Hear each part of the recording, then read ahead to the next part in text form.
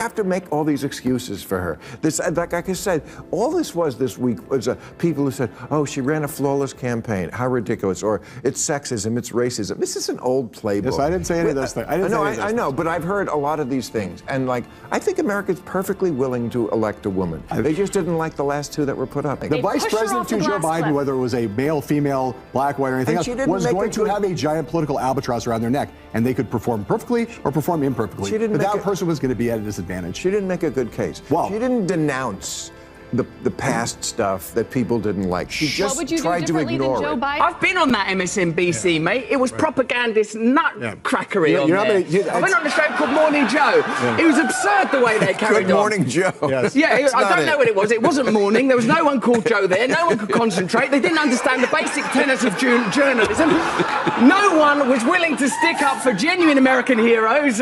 Why you have to make all these excuses for her? This, like I said, all this week was a people who said, "Oh, she ran a flawless campaign, how ridiculous," or "It's sexism, it's racism, this is an old playbook." I didn't say any of those, I know, but I've heard a lot of these things, and like I think America's perfectly willing to elect a woman. They just didn't like the last two that were put up, the vice president to Joe Biden, whether it was a male, female, black, white, or anything else, was going to have a giant political albatross around their neck, and they could perform imperfectly. That person was going to be at a disadvantage. She didn't make a good case. She didn't denounce the past stuff that people didn't like. I'd been on that MSNBC, made it was propagandist nutcrackery on there. I'd been on a show called Morning Joe. It was absurd the way they carried Good Morning Joe. I don't know what it was. It wasn't morning. There was no one called Joe there. No one could concentrate. They didn't understand the basic tenors of journalism. No one was willing to stick up for genuine American heroes. Bill Maher is on a roll, dismantling the tired arguments of woke MSNBC guests on his show, and the internet is loving every second of it. At this point, MSNBC journalists might want to reconsider their policies and whether Maher's platform is the right one for them, because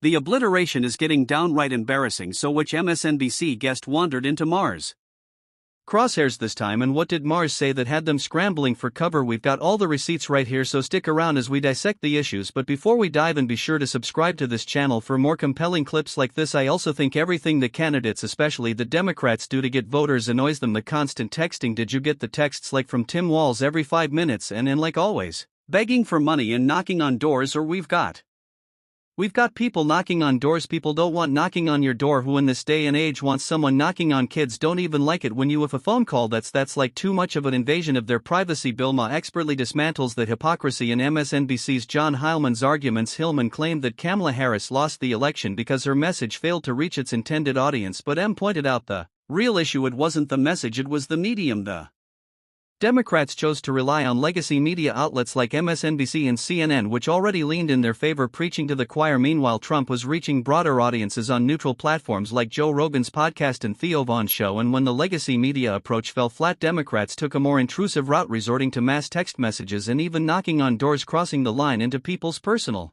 space instead of adapting to meet people where they actually were. They doubled down on outdated methods, alienating potential supporters in the process, who might emerge as the strongest Democratic opposition leader in the next Trump era. Oh, well, that's a good question. I mean, like Adam Schiff, he won right big, and he won. I like Westmore. Westmore is fantastic. He's in Maryland.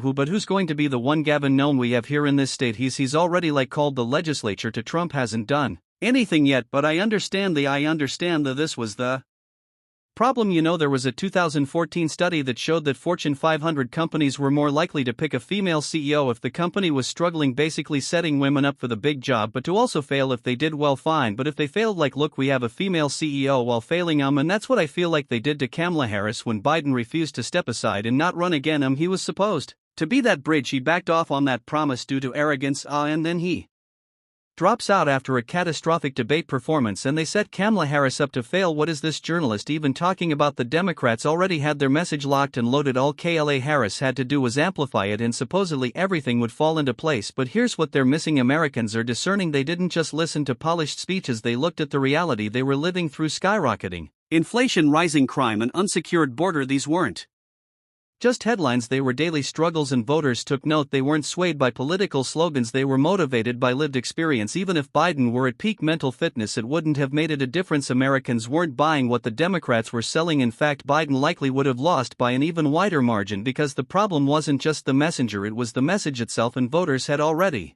tuned it out, and they set Kamala Harris up to fail. That was a 3-month campaign and she was supposed to introduce herself to the American people. No wonder people were Googling, did Joe Biden drop out? And so no, I know that you're saying 3 months wasn't long enough. It was too long. It was long enough. It was long enough. It's not that they didn't have time to introduce, they met someone and didn't like them. Once again, Bill Maher is spot on. It's not that the Democrats lacked capable candidates to step into Joe Biden's shoes. In fact, as Michael Douglas later pointed out on the show, they had a strong bench, plenty of seasoned, competent leaders ready to take the mantle. Governors, senators, rising stars, they had options, but they didn't choose those individuals. Why? Because they were too busy playing identity politics instead of focusing on merit and leadership ability. They fixated on optics. They were desperate to appear universally appealing, so they calculated that selecting a black female as vice president would secure support from both women and black communities. But politics isn't about checking diversity boxes, it's about connecting with voters through competence, vision, and real solutions. Voters don't just want to feel represented, they want leaders who can solve problems by choosing symbolism over substance. The Democrats underestimated the electorate. They assumed identity alone would win hearts and votes, but people saw through it. The choice felt performative, not genuine, and in the end it wasn't enough to secure trust or victory. That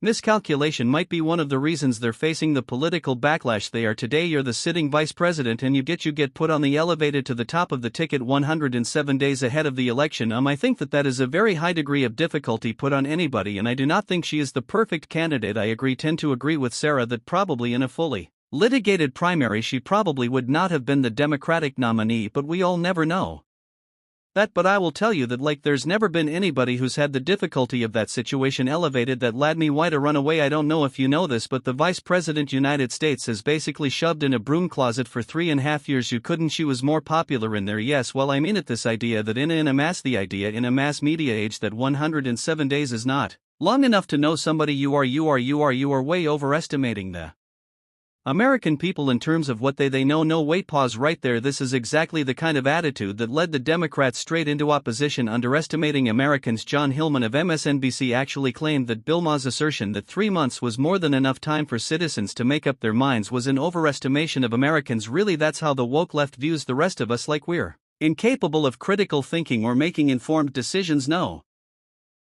wonder one MSNBC host had the audacity to declare that Americans don't even know what they want. Newsflash, we absolutely do, and it's certainly not a puppet who blindly follows the bidding of the woke left. Americans don't want leaders who treat them like they're clueless. We want leaders who respect our intelligence, understand our struggles, and actually stand up for our interests. The left can keep underestimating the American people, but come election time they'll learn the hard way that we know exactly what we want and we're not afraid to vote for it anyway. They keep the clip rolling. Someone like Donald Trump has become a universally known, understood, loved by some, hated by others over the course of being omnipresent for 8 years. Barack Obama becomes president of the United States after running for 2 years as president, runs a 50-state primary, is on television, does dozens of Democratic debates, and by the time at the end of that most people knew who he was. Most people, you drop somebody into the middle of you the top 3 days out, 3 months out, you are going to have to spend a lot of time trying to introduce yourself to the country while also being in a steel cage deathmatch with Donald Trump. Okay, but I don't know if you ever watched the show, but I had Michael Douglas on this week. At